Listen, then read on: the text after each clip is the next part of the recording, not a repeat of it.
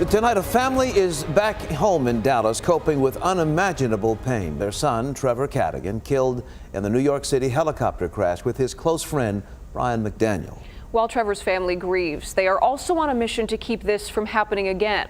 Here's News 8's Kevin Reese.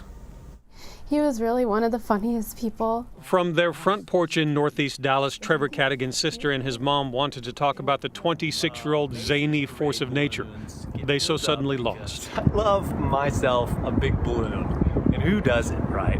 His presence filled a room. I mean, you always knew Trevor had been there. All right, Wednesday night, I'm officially moved in. Trevor and his childhood friend Dallas firefighter Brian McDaniel were taking in a whirlwind tourist weekend in New York City, having the time of their lives, until that fateful helicopter ride. I FaceTimed with Brian and Trevor on Saturday, and he said, "I love you," and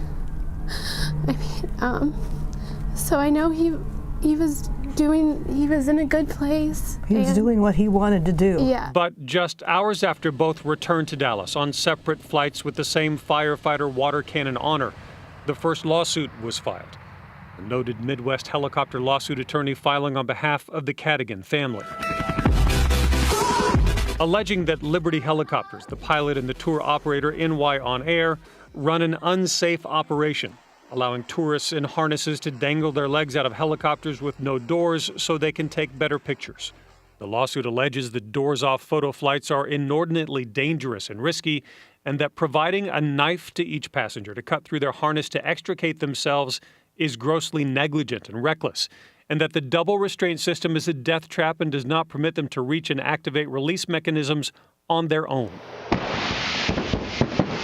And that the float system that is supposed to keep the helicopter upright in water either failed or the pilot deployed it incorrectly.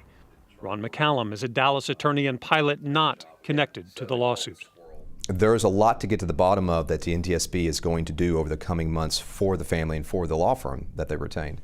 One of those is going to be, were the passengers adequately trained to self-extricate or get out of that aircraft in the event of an emergency? The Cadigan family says the lawsuit is aimed at ending these kinds of flights and the restraints they use. The restraints that trapped Trevor and Brian and 3 others inside the helicopter where they drowned. I'm heartbroken for the McDaniel family as well, but knowing that they were together and they stayed together.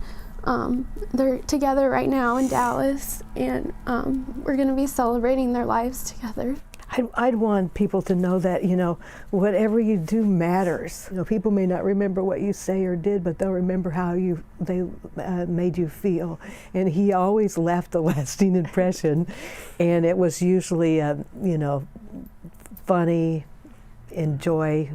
Joy, now grief and heartbreak, as 2 young friends are laid to rest later this week. Kevin Reese, Channel 8 News. Trevor Cadigan was an intern here at WFAA. His father is an employee of the television station. Trevor and Brian McDaniel both attended Bishop Lynch High School. They will be honored by their alma mater this coming Saturday. The school is holding a Celebration of Life memorial. It'll be at 2 o'clock in the gym. Baylor